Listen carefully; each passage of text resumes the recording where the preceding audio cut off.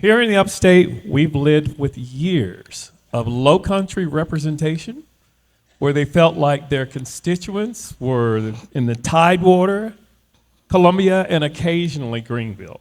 It is great that you're here today. We'd like to know a little bit more about where you're from, and we'll start with that, and then we're going to follow up with some more questions. Well, mine's probably not going to be as long. I don't have as many years behind me, so my book is shorter. I was born to a military family. My grandfather was a 2-star admiral in the Navy. Sorry, I still love you. Yes, thank you. Go Navy. My mother was a lieutenant commander in the Navy, and my father was a master chief in the Navy. So we have a long, proud history of being in the military. And actually, I wasn't born Kyle Freeman. I was born Kyle Freeman O'Donnell. My last name was O'Donnell. And the Freeman side was where my grandfather was. He was the 2-star admiral. And he had 3 children, my mother, and 2 sons, Bill and Gary. And Gary ended up having 3 kids, 2 of them daughters. And so Matthew Freeman was the only one carrying on the family name, and he became a captain in the Marine Corps. And he was unfortunately killed in the line of duty, saving the lives of everybody that was in his under his command. And while we're very proud of him for doing that, it never sat well with me that would be the end of the Freeman family line.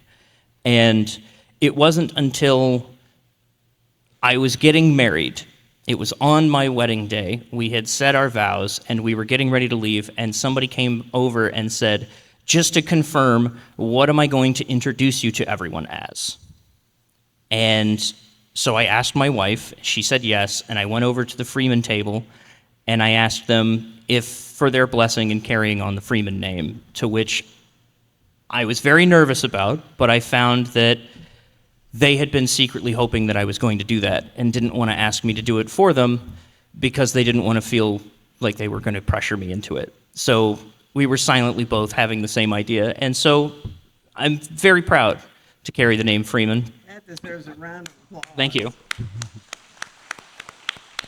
Also, my wife and I now have 2 kids, Lincoln and Franklin. They're both named after presidents.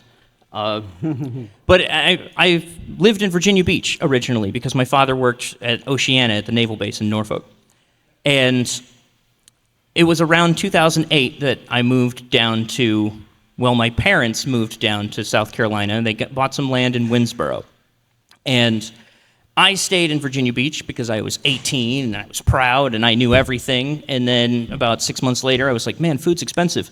And so I moved back in with my parents and had a very humbling experience there, and ended up going to college at Midlands Tech.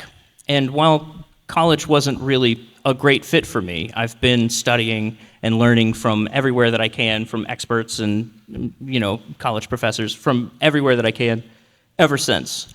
And I currently live in Columbia, but I've been moving around through the state.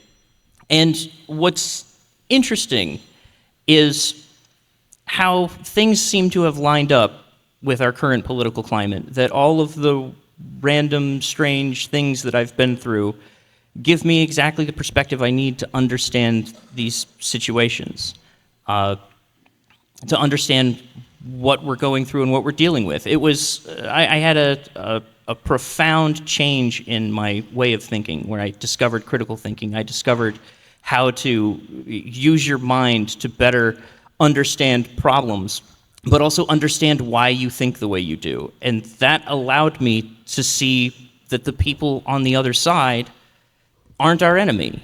They're victims. And not to make this go on too long, but I feel, if you've ever seen the movie Slumdog Millionaire, where every single thing in his life just happened to be on the $1 Million Quiz, it feels a lot like that coming from a military family and having that sort of sacrifice and carrying the name Freeman gives me the perspective of how veterans deserve to be treated, what that sacrifice actually means, and that it's not a political tool. It's not a football that you use to gain favor and free brownie points. We should be moving mountains for these people because they put their lives on the line. We need to pay that back by making their lives good. We need to give them the health care that they need because they risked their life and limb. It's time for us to take care of their lives and their limbs in return. It's only fair. So I guess I'll end there.